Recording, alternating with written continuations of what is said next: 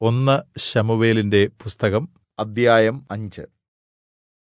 ഫെലിസ്ത്യർ ദൈവത്തിന്റെ പെട്ടകം എടുത്ത് അതിനെ ഏബെനേസരിൽ നിന്ന് അസ്തോദിലേക്ക് കൊണ്ടുപോയി.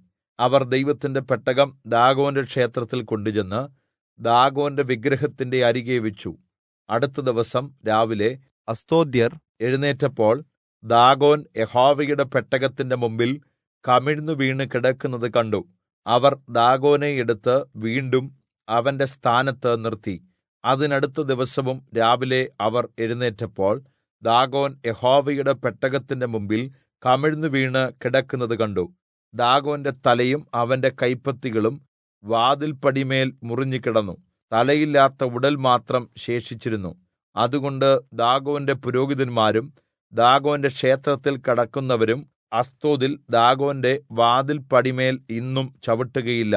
എന്നാൽ യഹോവയുടെ ശിക്ഷ അസ്തോദ്യരുടെ മേൽ കഠിനമായിരുന്നു. അവൻ അവരെ നശിപ്പിച്ചു. അസ്തോദിലും അതിന്റെ അതിരുകളിലും ഉള്ളവർക്ക് മൂലരോഗം ബാധിച്ചു. അങ്ങനെ സംഭവിച്ചത് അസ്തോദ്യർ മനസ്സിലാക്കിയിട്ട്, യിസ്രായേലിന്റെ ദൈവത്തിന്റെ പെട്ടകം നമ്മുടെ അടുക്കൽ ഇരിക്കരുത്, യഹോവയുടെ ശിക്ഷ നമ്മുടെ മേലും നമ്മുടെ ദേവനായ ദാഗോന്റെ മേലും കഠിനമായിരിക്കുന്നു എന്ന് പറഞ്ഞു. പിന്നീട് അവർ ആളയച്ച് ഫെലിസ്ത്യരുടെ എല്ലാ പ്രഭുക്കന്മാരെയും വിളിച്ചുകൂട്ടി. ഇസ്രായേല്യരുടെ ദൈവത്തിന്റെ പെട്ടകം സംബന്ധിച്ച് നാം എന്ത് ചെയ്യണം എന്ന് ചോദിച്ചു. അതിന് അവർ, ഇസ്രായേല്യരുടെ ദൈവത്തിന്റെ പെട്ടകം ഗത്ത് എന്ന സ്ഥലത്തേക്ക് കൊണ്ടുപോകട്ടെ എന്ന് പറഞ്ഞു. അങ്ങനെ അവർ ഇസ്രായേല്യരുടെ ദൈവത്തിന്റെ പെട്ടകം കൊണ്ടുപോയി.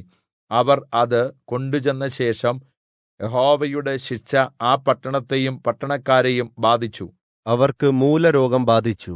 അതുകൊണ്ട് അവർ ദൈവത്തിന്റെ പെട്ടകം എക്രോനിലേക്ക് കൊടുത്തയച്ചു. ദൈവത്തിന്റെ പെട്ടകം എക്രോനിൽ എത്തിയപ്പോൾ എക്രോന്യർ നമ്മെയും നമുക്കുള്ളവരെയും കൊല്ലുവാൻ അവർ ഇസ്രായേല്യരുടെ ദൈവത്തിന്റെ പെട്ടകം നമ്മുടെ അടുക്കൽ കൊണ്ടുവന്നിരിക്കുന്നു എന്ന് പറഞ്ഞ് നിലവിളിച്ചു. അവർ ആളയച്ച് ഫെലിസ്ത്യരുടെ എല്ലാ പ്രഭുക്കന്മാരെയും കൂട്ടിവരുത്തി.